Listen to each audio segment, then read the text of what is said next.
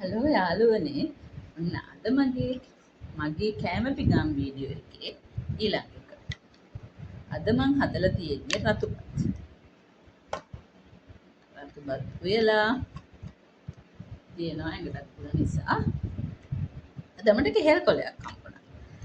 අහලා පහලා ගියකින් කෙහෙල් කොලයක් හොයාගත්තා. ඉතින් ඒකත් තියෙනවා මෙතන.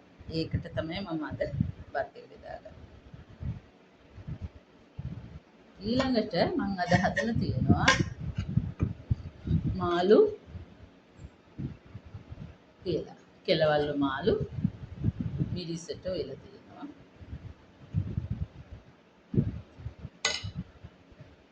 ඊළඟට බීට් කිඩට හැදුවා.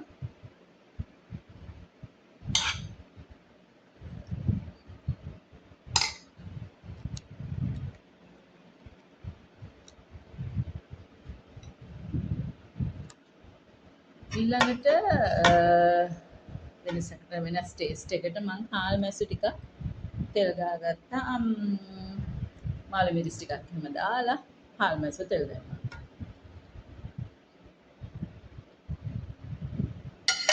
ඊළඟට යාළුවනේ අද මං හදලා තියෙනවා ගොටුකොළ සම්බෝලයක්. හදලා තියෙනවා.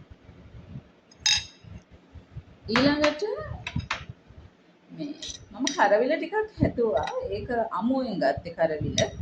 තක්කාලි ලුණු ටිකක් දාලා පොල් චුට්ටකුත් දාලා ඒක මම සම්බෝල හැදුවා. මොකද සීනි ටිකක් වැඩි වුණාම හොඳයි නේද? ඒක නිසා. ඉතින් යාළුවනේ අද මගේ කැම්ප් ගාන ගැන මොකද හිතන්නේ? රසට තියෙයිනේ. ඒ තියෙන්නේ මගේ කැම්ප් ගාන. තියෙන්නේ මාළුයි, හාල් මැස්සොයි, ගොටුකොළයි, බීටුයි, කරවිල සම්බෝලයි.